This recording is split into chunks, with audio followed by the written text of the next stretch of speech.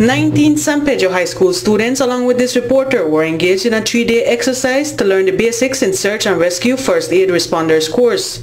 At early dawn on Friday, we set out to a location some 4 miles south of San Pedro town at Las Brisas, a private gated community where our first team lesson was to assemble our camping site. This military-style enclosure was where the theoretical part of the course was done, with the emphasis in first aid and CPR techniques. Wendy Garcia is the incident commander for the Belize Disaster Rescue Response Team. We have very trained medics and technicians that run each classes. So at the end of this course, each participant that attends this training is well capable of handling first aid to any patient in the event of emergencies. As well as the scene of an incident, they could handle the scene more carefully. From real-time scenarios to simulation exercises, both day and night, the training tested the ability of young participants to critically think in emergency situations. The technical rescue part. So, as you notice now, we are going more in depth into the technical rescue and how to actually save someone in water. I'm learning new stuff like CPR to help people.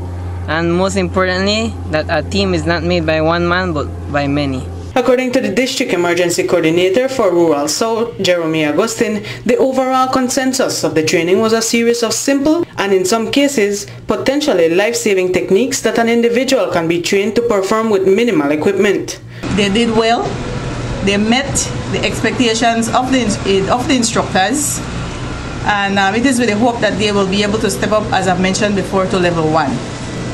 For the participants, including myself, who failed in the first few scenarios, it was an intense course that required the know-how and principles to properly execute the ABCs in the medical field. This course very intense to our level.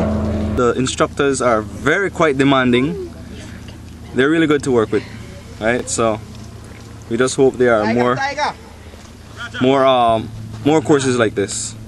I basically like everything because they are training us to be somebody to rescue people that need rescue for a disaster or anything.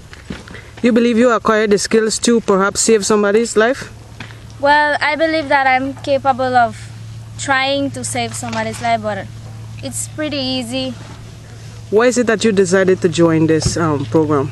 Because it's exciting and you get a lot of training. I wouldn't call myself a professional, but not as much to help sufficiently the person.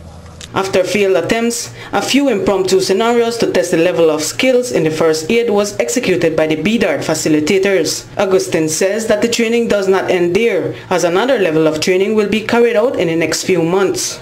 It is with a hope that the 17 participants that made it through with this introductory to such a rescuing water, rescuing disaster management will be able to attend that level 1 training. Now these participants, I must say that they did well.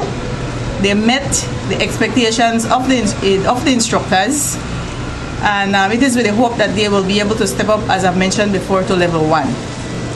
Now after level 1, we will be forming the San Pedro Kikaka Emergency Rescue Team. All right, these trained participants will now be able to assist NEMO and the communities on the islands, of San Pedro and Kikaka in responding to incidences whenever NEMO call upon them to assist. At the end of the sessions on Sunday, 17 participants were given certificates of completion, which represented their ability to wear the title as first responders in the event of any man-made or natural disaster. The support is sponsored by Grand Belizean Estates. Reporting for Love News from San Pedro Town, I am Maria Novello.